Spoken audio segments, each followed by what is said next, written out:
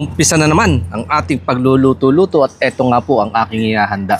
Minsan kahit wala ng voice over, sapat na ang mga himig ng mga ibon sa paligid.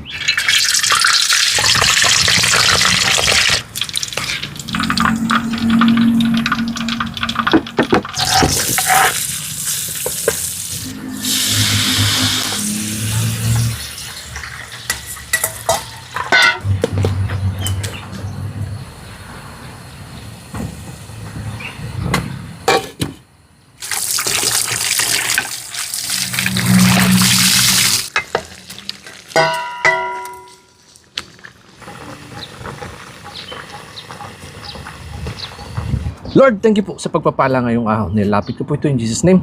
Amen. Dito pala sa gulay. Panalo na.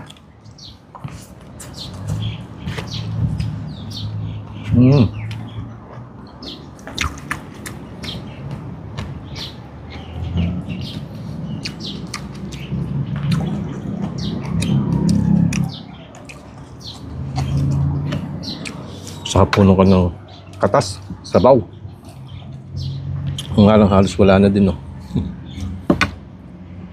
Bale, yan po ang masarap. Ikamas-kamas sa bahaw. Yan po.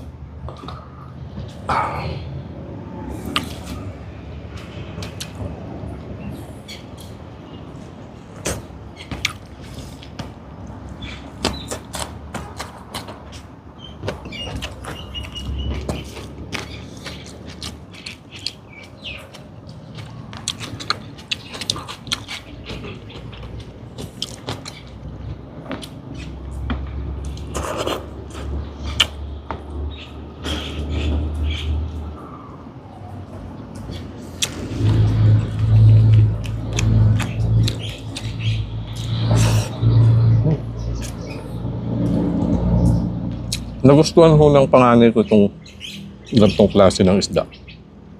Dahil yung texture niya po, medyo may kaunting ligat.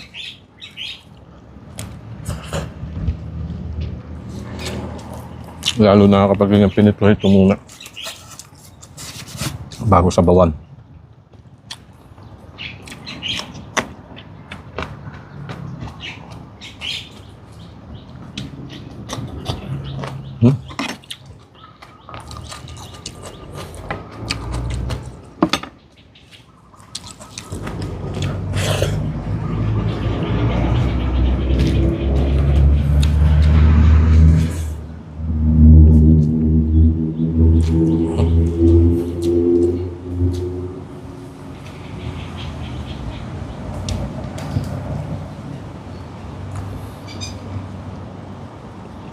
Panalo sa sahap. Kung wala ka din maisip na pang-ulam at may isda ka dyan, i-prepare mo na din sa kamugataan.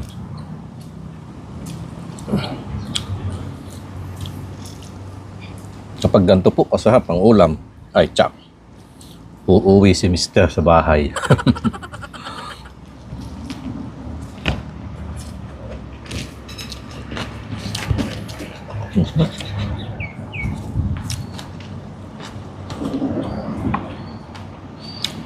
Magpapak muna ako.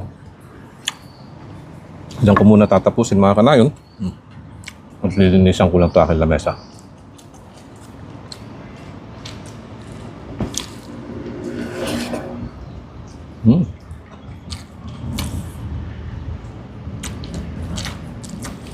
Sarap.